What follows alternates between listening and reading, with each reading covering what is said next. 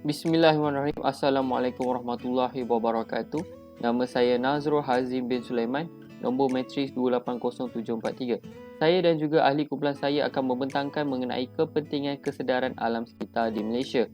Apa itu alam sekitar? Alam sekitar merupakan alam di sekeliling kita dan merupakan anugerah Tuhan kepada kita.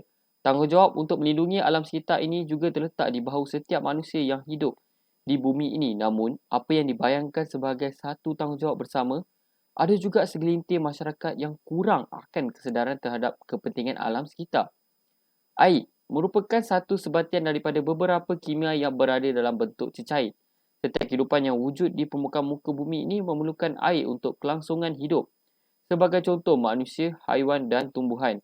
Apakah punca-punca yang boleh terjadinya pencemaran air? Yang pertama iaitu kurangnya keprihatinan dan juga pengetahuan daripada kilang-kilang. Kita boleh kaitkan dengan isu yang berlaku baru-baru ini di Malaysia, iaitu di mana Johor menutup 13 buah sekolah akibat pencemaran pembuangan sisa kimia.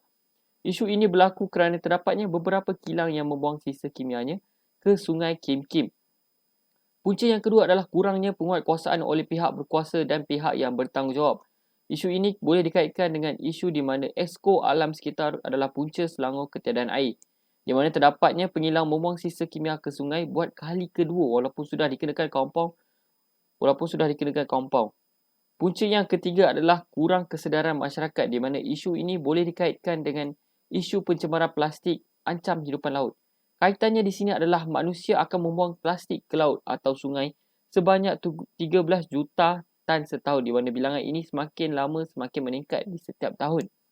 Punca yang seterusnya adalah kegagalan menguruskan sisa air kumbahan dengan baik.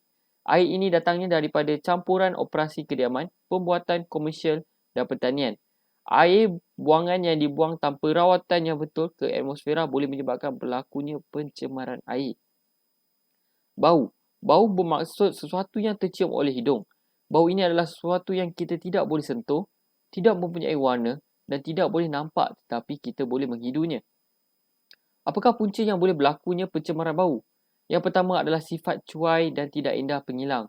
Isu ini boleh dikaitkan dengan di mana kilang pembuatan dedak mengeluarkan bauan yang sangat busuk oleh kerana pengilang tidak menyelenggara kilang dengan baik. Punca yang sama juga kita boleh kaitkan dengan adalah dengan kilang plastik mengeluarkan bauan yang sangat busuk kerana penapis skrubber daripada mesin proses plastik telah rosak. Punca yang selanjutnya adalah sikap tidak ambil peduli oleh pihak bertanggungjawab, di mana kita boleh kaitkan punca ini dengan isu satu kampung menghidu bauan busuk dan sedut asap hitam di Jawi Nibong Tebal. Penduduk di situ telah membuat aduan sejak tahun 2011 sehinggalah 2018. Setelah itu barulah adanya beberapa tindakan daripada pihak yang bertanggungjawab.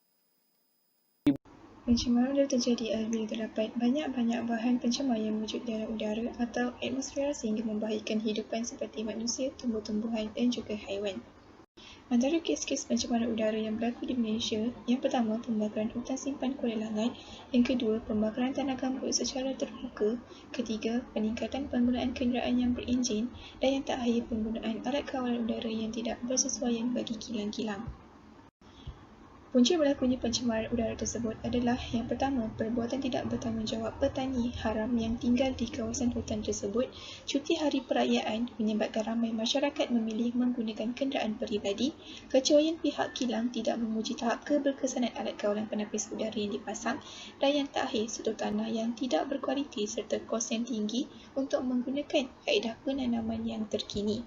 Akibat dari kesemua punca pencemaran tersebut, maka terhasillah jerebu. Jerebu menurut Kementerian Kesihatan Malaysia merupakan satu fenomena yang terjadi disebabkan oleh kewujudan partikel-partikel yang terapung di udara dan ia tidak dapat dilihat menggunakan mata kasar oleh kerana saiznya yang halus. Pencemaran seterusnya ialah pencemaran tanah. Pencemaran tanah ialah tindakan individu yang tidak bertanggungjawab sehingga menyebabkan pertukaran warna, tahap kesuburan dan hakisan tanah di sesuatu kawasan tertentu.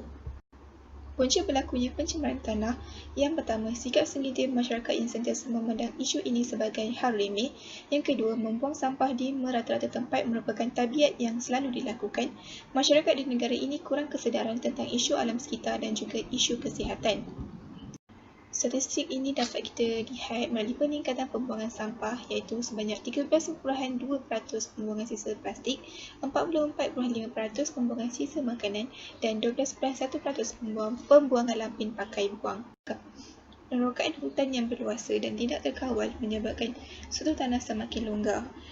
Dan sebagai buktinya, terdapat individu yang bergelar datuk telah ditahan oleh kerana terlibat dalam kes rasuah projek pembalakan sebanyak RM20 juta. Assalamualaikum. Nama saya Nur Iliana Izzati binti Aziz dan nombor matrik saya adalah 280705. Saya akan menceritakan tentang kesan pencemaran alam sekitar bersama rakan saya iaitu Nurul Adila. Okey, seperti apa yang kita tahu, pencemaran alam sekitar ni banyak kesan buruk yang berlaku akibat daripada aktiviti manusia. Sepatutnya flora dan fauna yang kita ada sekarang ni dipertanggungjawabkan oleh kita untuk menjaganya, terutamanya yang berada di sekeliling kita. Tapi malangnya ramai manusia yang tak ambil kisah dan membiarkan alam sekitar kita tercemar sebegitu sahaja. Tapi dalam masa sama kita jelaslah bahawa aktiviti manusia ialah punca utama berlakunya pencemaran alam sekitar dan memberi impak tersebut terhadap mereka sendiri. Jadi, saya akan pergi kepada isi yang pertama iaitu pencemaran air. Air, seperti yang kita tahu, air ini merupakan satu keperluan peribadi, keperluan harian kita setiap hari. Kita perlukan air untuk hidup, untuk mandi, untuk makan, untuk minum. Segala benda kita memerlukan air. Jadi kalau air kita tercemar, mesti kita rasa macam mana kita nak hidup, macam mana kita nak teruskan hidup, macam mana kita nak jalankan hidup kita. Jadi kita perlulah menjaga kualiti air kita supaya tidak tercemar sebab daripada pencemaran air ini boleh mematikan hidupan akuatik sama ada di sungai ataupun di laut dan boleh memberi kesan yang buruklah kepada siapa yang mencari nafkah daripada sumber lautan. Poin yang kedua, pencemaran tanah. Okey, kita semua tahu bahawa pencemaran tanah ni berlaku akibat daripada aktiviti manusia seperti pelumbungan, penebangan hutan yang mengganggu peraliran tanah, kumbahan yang tak dikawal dan sebagainya. Jadi, perkara ini akan boleh menyebabkan kepada hakisan tanah yang terjadi di seluruh dunia sebab dalam masa yang sama, kalau pencemaran tanah ni berlaku, kita akan merugikan pihak kerajaan untuk mengeluarkan banyak kos untuk kita baiki apa yang sepatutnya. Dan selain itu, dia boleh membawa kepada tanah runtuh. Jadi, kita perlulah ambil tahu dan kita perlu kisah pasal pencemaran tanah ni. Kita tak nak orang lain terlibat dalam kematian hanya akibatkan daripada aktiviti manusia kita sendiri. Jadi, poin yang seterusnya adalah peningkatan suhu. Okey, peningkatan suhu yang mendadak ni dapat memberikan kesan yang buruk juga kepada persekitaran alam. Macam seperti apa yang kita lihat sekarang, disebabkan oleh pemanasan global yang semakin meningkat, disebabkan oleh kesan rumah hijau, pembebasan gas karbon dioksida telah berkumpul dalam satu udara yang sama menyebabkan cuaca menjadi semakin panas. Kita pun perasan kan sekarang cuaca makin panas. Jadi, kita perlu kurangkan penggunaan klorofluorokarbon untuk mengelakkan lapisan ozon kita semakin menipis.